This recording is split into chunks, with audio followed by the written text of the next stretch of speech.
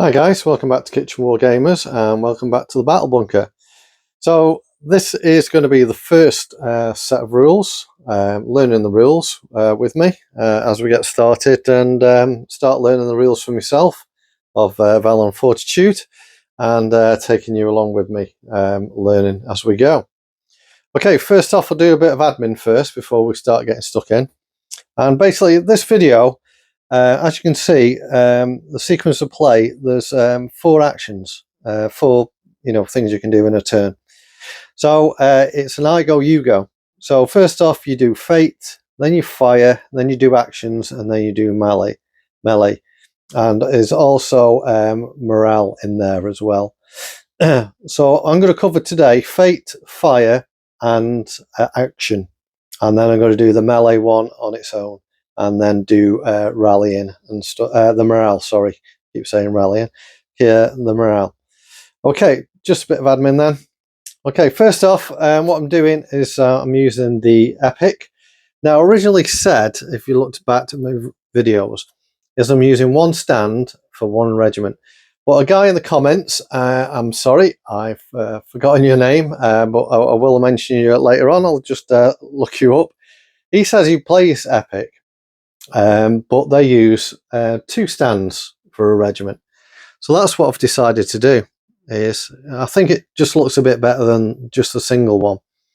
So that's what I've done. So I've made 3 brigades, both of 3 regiments each. There's one, there's the other, with a brigade commander, artillery piece, and here with the French, I've got Napoleon himself. Okay, a bit more admin. So how do you know if a regiment's in march column, attack column, square, line, and all that kind of stuff if I'm only using a certain amount of bases? Well, as you can see, what I'm doing is using these counters. So this first one here, just turn that right round, it's got AC, attack column. The next one's in march column. And if there's no counter on it, but the side by side, obviously they're in line. Now to do a square, what I've done on these British here, if it makes it out, is I've put them back to back. So that represents they're in square. So that covers the formations, which I thought's quite good considering I'm only using 2 stands. I would have done the same as well if it was only 1 stand per regiment. But obviously using counters to say they're in square, and if they didn't have a counter on them and they were just like that, that would have been line. Next up, the dice on the side, that's the wound dice, show you how many wounds the regiment's had. And like you can see, put my finger in it, they're only very small, which I thought was perfect for this. Okay, over here, I've got my normal 6-sided dice.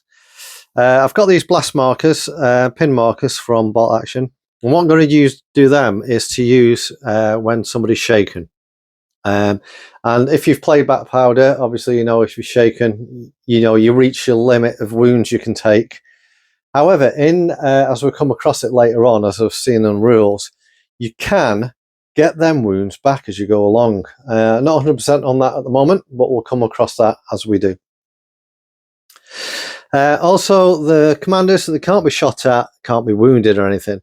But what you do with them is you keep track of, say like the brigade commander, if he loses a regiment, he gets a counter on him. Now he has to roll that, something to do with the morale, but like I said, we'll get onto that. And then if it's failed, I think the whole brigade is removed, but we'll do that as we go along. And the army commander, for each brigade, I think it's brigade, he gets a token on him. So he's lost 1 brigade, 2 brigades. And again, we'll find out more about that as we go along. Next up is the fate cards. Now, originally, what you had to do was have a deck of cards each, and they're turned over at the start of the game. Pick a card out, and that represents what you've done, what you can do with that card. And you can play the cards at any time, but I'll go into more on that in a minute. Anyway, what Perry's have done, and you've probably seen in my last video, they've done downloadable cards. And what you do is you cut them out, and obviously, if you saw my last one, the colour in my printer run out. So what I'm going to do eventually with these is get some more colour from my printer. I'm going to print them on card and use them that way. Obviously, use them that way up. and you also get a special card for Napoleon and Marshal Ney, and in that as well is also just any type of marshal of the Empire and what they can do. These are for separate special rules. Again, with the British, they've got their stuff as well. I think that's it, admin wise. So we're ready to get started. Like I said, we're going to do fate, fire, and action. So just bear with me, and we'll start. And I'll clear the table up a bit, and we'll start with the first action, which is fate. I'm going to keep calling them actions. The first part of the turn, which is fate. All right, see you in a sec. Okay, guys, so here we are, ready to go through the rules. Like I said, you're learning along with me. I've got the rule book in front of me. I have had another read through, but it's all here, so I might be looking back into and reading things out from the rule book as well, because like I said, you're learning with me. Okay, so there's 4 phases in a turn. So we're going to use it from the French point of view, which is here, and we're going to go through it from them. And first off, out of the 4, we're going to cover the first 2, which is the fate, and then that's followed by fire, and then afterwards is the action phase and the melee phase. Sorry, what I'm going to do is that's the 4 phases: fire, oh gosh, fate, fire, action, and melee. And in this video, we're going to cover the fate, fire, and action. And melee, when we do that in the next video, we're also going to cover morale. And that covers things like morale tests, rally tests, fortitude tests, valor tests. And we're going to do all that in that separate video. So the purpose of this video, anything that involves any type of morale, I'll just leave it to the final bit when we cover all that, because there's quite a bit to go through on that. Okay, what I'll do is as well, I'll show you I'll put a picture up of the stats for the line infantry, and basically it's roughly the same for the French and the British, but some of the special rules, as you can see in the section, might be a bit different. But this is what I'm going to use for this sort of tutorial. As you can see, it says what the unit is, line infantry. The figures, this is for 28mm, and obviously we're using epic, and we're using 2 bases, represents 1 regiment. Okay, so as you can see here, I've got 1, 2, 3, 4 regiments, and that's making up our brigade. The brigade commander and also the army commander, I've just put him here for now, because some things will happen with the brigade commander afterwards. Also, I've got markers like I showed you before: the marching column, in line, in attack column, and that one's in attack column as well. Going back to the reference, the weapon and the range. Now all the ranges are shown with the weapons on the stats, so you don't have to flick through something else to try and find ranges. They're all on the actual stats. So as you can see, got muskets and 12 inches. We've got fire, that's how many dice you roll to fire. Melee, that's how many dice you roll in close combat. Tenacity, that's how many hits the unit can take before it's shaken. So as you can see, it's 4. So once you hit 4, you become shaken if it exceeds that 4. Special rules. Now I'm not going to cover special rules as such. I'll probably do that again, because there's all different types of special rules that apply to different armies and different units in the army. So I'm not going to use it. But one thing I am going to use, where it says skirmishers, we do need to use this in the fire phase, and obviously we'll go through that. And then if you're using a point system, that's how many points it is for that unit. Okay, so first off, the fate phase. And basically, like I said before, you use a deck of cards. I'll just nip across and get them. Okay, so you got a deck of cards, and what you do is you shuffle the cards up, place them face down, and you pick one out. Now that represents some orders for that card. So what Perry's have done, like I said before, they've done a download, so you can download them and print them out here. So the fate phase is dead simple. You shuffle your cards up, put them face down to one side, and each turn, the first phase is fate. So all you do is pick a card, you don't show your enemy, and then you see what it says for it. You get it in focus. So this one is stubborn. Play this card before a unit carries out an action. Remove one loss marker from the unit, even if it has one loss marker. Okay, so that's, you can play that. Now with the fate cards as well, each turn you get a fate card, but you don't have to play it on that turn, and you can keep hold of your cards as well, so you could save them all till the very last turn. Say you've got a game of just something stupid like eight turns, you could keep all the cards, so you've got 8 on your last turn, but you can only play 1. So that's a bit, yeah, but if it's something you can't say you're going to use this turn, you can always save it. Or if you've got a really good one, you could save it till you really, really need it, probably on your last turn or just before your last turn. So all you do is keep them turned over to show they're in play. And the ones that aren't in play, you just keep them to one side.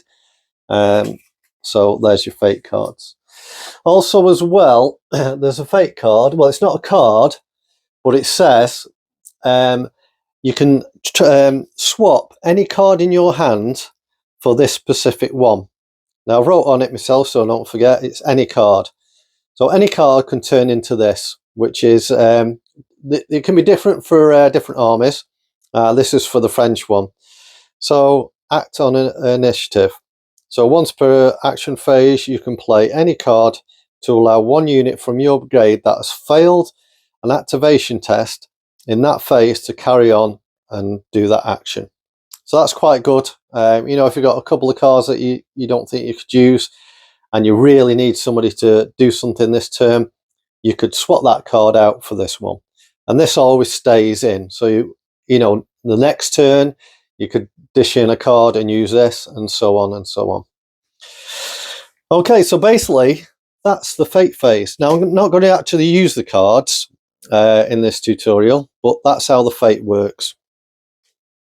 Okay, so the second bit then, second phase, is to fire. Now, it does seem a bit different to other games because you usually move everything then fire. Well, this one is fire and then move, or actions. But it seems to make more sense to me as you know, I've been reading it and thinking about it, because like you know, before an attack or anything like that, you want to wither the enemy troops down. So you fire everything in, and then you can decide if you want to go in after the enemy in close combat or pull back or anything like that. So yeah, I think it's a good way. Okay, to fire then. What you do is, like you say, the weapon, we're using muskets. They've got a 12-inch range. So you measure out 12 inches, make sure you're within the 12 inches, and then you're good to go. There's no, if it's over half, you lose something. You always hit the enemy as long as you're there within the 12 inches. So the way to fire, basically straightforward. You roll the dice and you need 4+. Okay, that's typical me, I've missed. But there are some things that that can you know, change that score, modifiers, and we'll go across them if we come across them. Anyway, just talking about modifiers. Sorry, my throat's just drying up. I think I just need to get a drink. Just bear with me a sec. Right, yeah, I've got a glass of water, so if you hear any jugging of a drink, that's just me getting another drink again. Stop me drying out. Okay, so things to think about when you're shooting. What happens is, basically you pick a unit to shoot at. Say I want these to shoot at them, or anything like that. You have to make sure that it's the closest unit to you. So if these wanted to fire at them, they can't, because they're the closest. So yeah, so that's to bear in mind as well. Also, if a unit's already been shot at, you cannot refire at it. So you can't just keep pouring fire onto one unit. So if you want to knock it down, what you do is you need to lend support. I'll go through that in a second. Sorry, I'm just reading up on this a sec. Yeah, okay. So what happens? Right, let's say this unit, I don't want it to fire there. I want it to fire there. This is just something a bit out there, even though he wouldn't. So what happens is this unit needs to be fired at first. So if this was a weaker unit, this is my strongest unit, and I wanted to get in fight there, what I would have to do is first off get this unit to fire at them. Now once they've been fired at, let's just put one of these counters there, that means this unit doesn't have to shoot at them anymore and they can fire at somebody else. Now, like I said, once a unit's been shot at by a unit, it can't be reshot at. So what if I wanted to pour a load of fire down onto something? Well, then what you do is you learn, you use fire support units.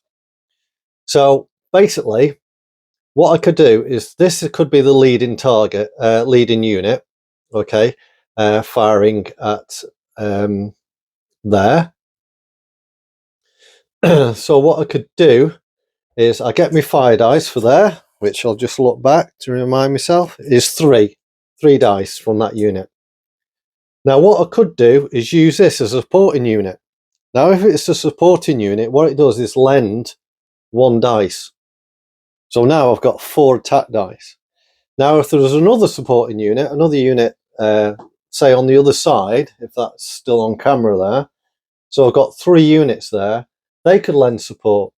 And you can lend support up to 3 other units, so that's 3 extra dice you could put in your pot of dice for shooting. So then what you do is you roll, and you always need, any hits, you always need 4 or over to hit, unless there's any modifiers. And I'll just go through some of the modifiers now. One is column. Half the value of firing of a unit that's in column. So if you're in a column, attack column, you half your firing, and you always half down. So normally I would need 3, but because I'm in an attack column, half of that is 2.5, obviously, and then you roll it down, round it down, so it's only 1. So within somebody supporting fire, that 1 becomes a 2. So there again, I've got 2 dice out of my 3 with 2 different units. Another one is line. Okay, another unit is dense target. Add 1 to the attacking value of artillery if the target is in a marching column or attack column. Now that's if you're using artillery, and I'm not using that in this one. Okay, so that's just a couple of things to come across. I'll probably be some more later on, but that's it. Okay, so basically I've got me 3, just go through this, I've got 3 there, and this unit is adding 1 dice as fire support. Well, like I say, you can have up to 3, so if there's 3 units round there, that's an extra 3 dice, with my 6 dice, 3 dice, giving me 6 in total. So I'm needing 4s up, there we go, and they've all hit. So that's put 4 hits on that target. Now the tenacity is 4, so now that unit there is shaken. Now, like I say, when it comes to shaken and things like that, I'll go through that in the morale part. You know, do it all together then, because it can be the same as with close combat and things like that as well. Okay, so that's basically how you fire. Right, the next thing is to think about when firing. If you're in a marching column, like this unit here, you can't fire. If you're in an attack column, you half your shooting range. And if you're in a line, you can fire full effect. Now, I said I wasn't going to cover any special rules except for the skirmishers. And that's why if any unit fires its full effect, it cannot move in the movement phase.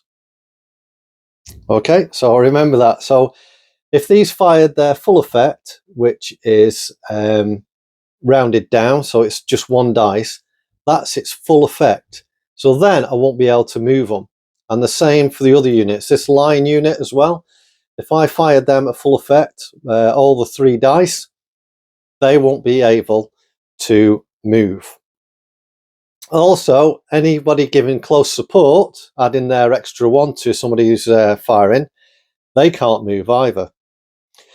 So what would I do if I wanted to move the units? Obviously, the one who lended support, he can't move. But what I would do is you think about, do I lend support, fire support or not? That's something you got to think about. And the other thing with the skirmish special rules, basically what that means, and if you just forgive a couple of unpainted figures, just getting them from the side here, or not based or anything. So what you can do is send out skirmishers. Don't know if you can see that on camera properly. Let's do this unit here that's closer. What you can do is send out skirmishers. Now skirmishers, they fire half the effect. So you've got a fire value of 3, so that's 3 dice. So what you do is you half that down as it goes down to the 1. Now you can fire that 1 dice, but because you've used your skirmishers and your rank and file is still there, they can move in the movement phase. Okay, hope that makes sense. Like I say, I'm learning these rules again as well, so I might stumble over myself or anything like that. So yeah, so you can fire full effect with any unit, except for a unit that's in a march column. They can't fire because obviously they're marching. If they fire full effect, they can't move. And if you wanted to fire at a different target, sorry, just go back. You've always got to shoot at the closest target to you. However, if it's already been shot at, you can pick another target or lend support to somebody else. So that's a few things to think about when you're firing. It's not just a case of this unit's going to fire at them. You got to think about the consequences of it. As in, do you want this unit to move after it's fired? So you use your skirmish rule. If not, fire full effect and it stays where it is. Marching column. Is it good to be close to the enemy in marching column because you can't shoot? So that's something to think about. And then also, if you do want to move, use your skirmish special rule. That'll half your shots, but you can still move. And that means you could go into close combat as well, because any movement is all done in the action phase. This is all the shooting phase from now on. Okay, I think that's pretty much it for the shooting phase. Like I say, a couple of things to think about. Do you want your troops moving afterwards, or do you want them to not shoot the closest target but something else? And if it is, if you are sort of like the last unit, say this one, and these have been fired at already, you can't shoot at somebody who's already been shot at. So if you were to put fire on all these with the other units, this unit, say it was an attack column, can't fire at anything because they've already been taken a hit. So you need to think carefully with your shooting. Okay, as I'm learning the rules as well, guys, if you do play Valour and Fortitude and you see that I've missed something or got something wrong, please leave a link in the comments below. That'll help me. And obviously, if you're watching this for the first time to learn the rules, have a read of the comments to see anything in there. Okay, like I said, that's pretty much it for the fire phase. I'll just go for a pause at the moment and then we'll go through the action phase. Okay, see you soon, guys. Okay, so the action phase. Basically, we've got 2, 4, 5 actions we can do after shooting. One of them is move. The other one is retreat. Then we've got assault. We've got double. And we've got rally. Okay, if you ever played Black Powder, you have to activate your brigade by passing a command test. Well, this one's sort of the same thing. But the command test, your brigades all done individually. So you pick your brigade commander, you roll the dice, and anything but a 1, it's passed. So then all your units in the brigade can be activated. If you roll a 1, the whole brigade stays where it is and does nothing. There are a few things as well. So if you imagine a big battle, you've got like 6 or 7 brigades, or just even 2 brigades. If your brigade commander is within, 24 inches of your army commander, the army commander can give a free activation test to 1 brigade out of the whole army. Okay, so if you've got 3 brigades within 24 inches of the brigade commander, 1 brigade does not have to take a test. It can just go on and do the activations, the actions. Okay, all the others after that will have to do the tests. Now these tests can be modified by certain damage that's been done to the battalion during the game, but we'll come across that more in the morale as well, because that's covered in there. But yeah, I don't know if I said it before, but any tests you roll on, a 1 is always a fail, even before or after any modifiers. A 1 is always a fail, and you can never get below 1. So if you add some things that knock your score to say -1, obviously you can't have a -1. So the 1 is always a fail, whereas 6 is always a pass. Okay, before any modifiers. Just get that in. That was one of the first things that was mentioned in the rule set about your dice. Okay, so this brigade has now passed its brigade action test. So, like I said before, we can either move, retreat, assault, double, or rally with our troops. Now, just before I get on into anything else, sorry, I'm just remembering things as I'm going along as well.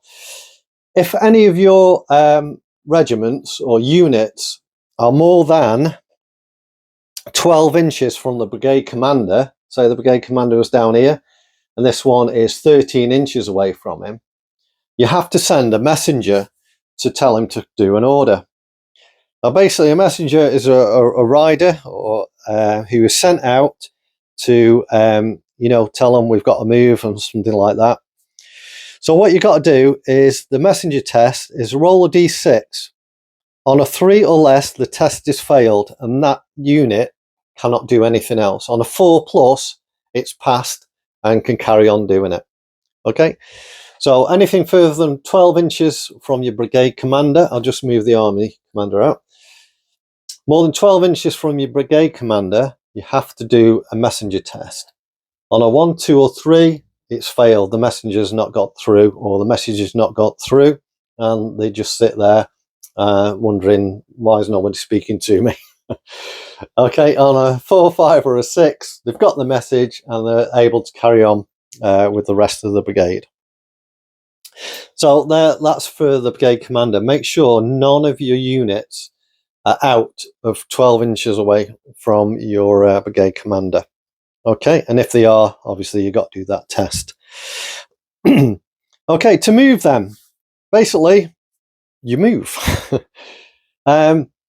Before and after you move, you can change formations as well.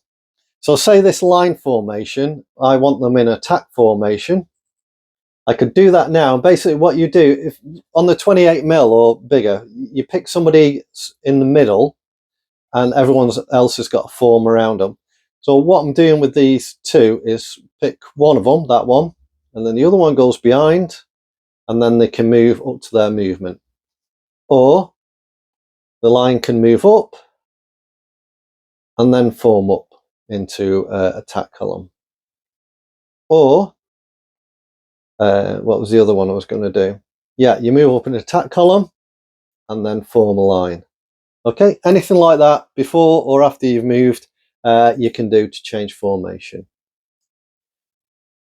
Anything else about that? Okay, moving distances. Just bear with me, they're around here somewhere. Okay, cavalry. These are written in the army stats as well, distances, and on the reference guide. But just to go in, the ones that are written here, cavalry can move 18 inches. Infantry in march or attack column can move 12 inches. And line infantry can move 8 inches. And unlimbered artillery can move 3 inches.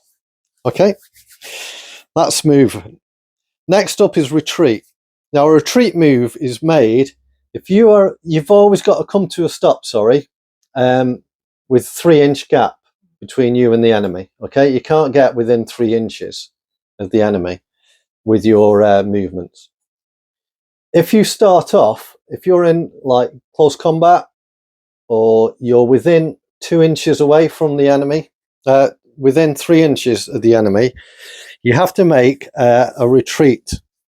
Now, the retreat attack is just like moving. You do your full away from it.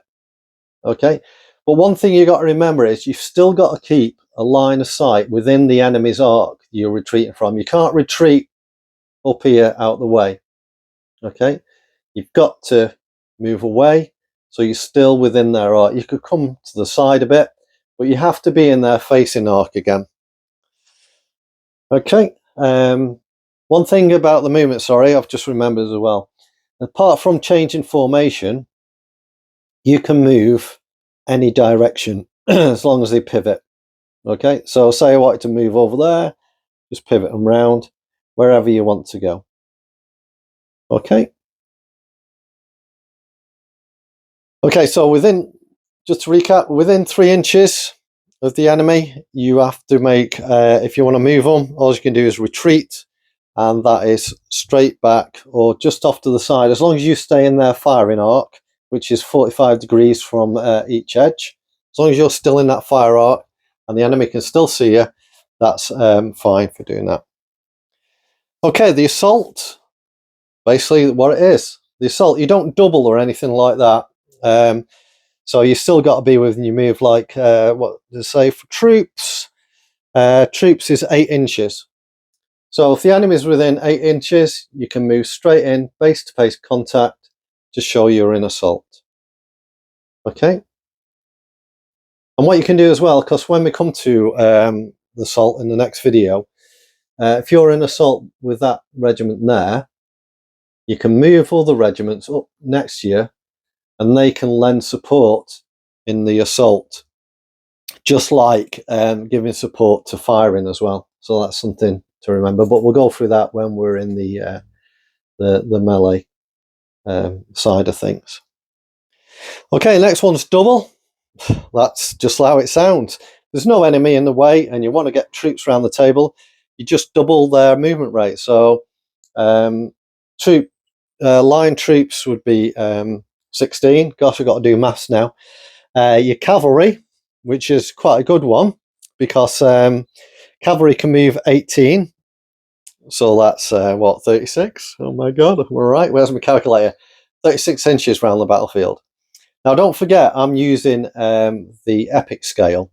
Now, all the rules and everything for 28mm. So it's up to you if you want to halve distances or change distances up for what you're playing. But because I'm using the epic and I can get more on the board, I'm thinking when I do come to playing a game, it's just keeping the distances and everything the same as the 28mm. Just see how that goes.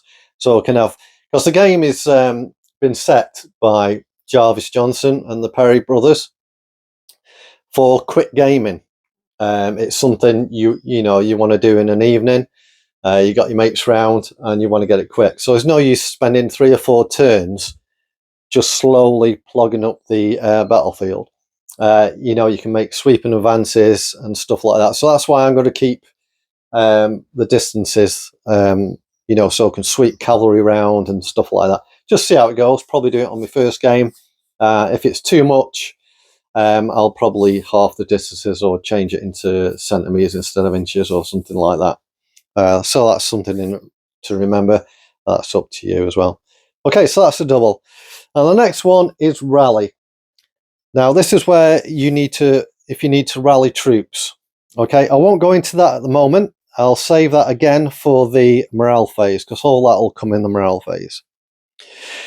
Okay, so basically that's it for actions. So you've got move, retreat, assault, double, and rally.